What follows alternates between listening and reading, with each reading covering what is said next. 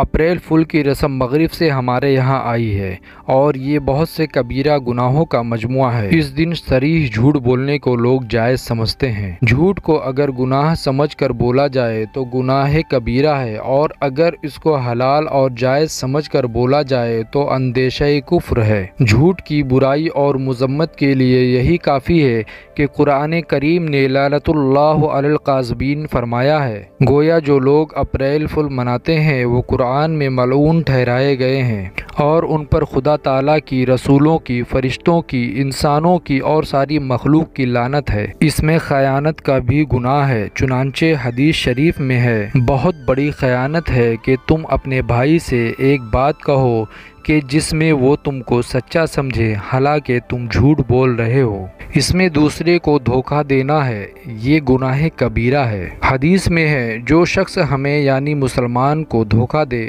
وہ ہم میں سے نہیں ہے۔ اس میں مسلمانوں کو ایذا پہنچانا یہ بھی گناہ کبیرہ ہے۔ قرآن کریم میں ہے، بے شک جو لوگ ناحق ایذا پہنچاتے ہیں مومن مرد اور عورتوں کو، انہوں نے بہتان اور بڑا گناہ اٹھایا ہوا ہے۔ اپریل فول منانا گمراہ اور بے دین قوموں کی مشابہت ہے، اور آن حضرت صلی اللہ علیہ وسلم نے ارشاد فرمایا، من تشبہ بقوم فہو منہم، جس شخص نے کسی قوم کی مشابہت کی وہ انہی میں سے ہو گیا۔ پس جو لوگ اہل مغرب کی مشابہت میں اپریل فول مناتے ہیں انہیں ڈرنا چاہیے کہ خدا نخواستہ وہ قیامت کے دن یہود و نصارہ کے صف میں اٹھائے جائیں۔ لہذا تمام مسلمانوں کے لیے کئی گناہوں پر مشتمل اس رسم بد سے مکمل اجتناب ضروری ہے۔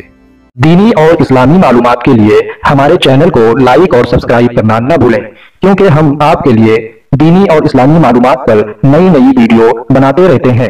اور آخر میں گھنٹی کا بٹن ضرور دبا دیں تاکہ آپ تک ہماری تمام ویڈیوز پہنچ جائیں۔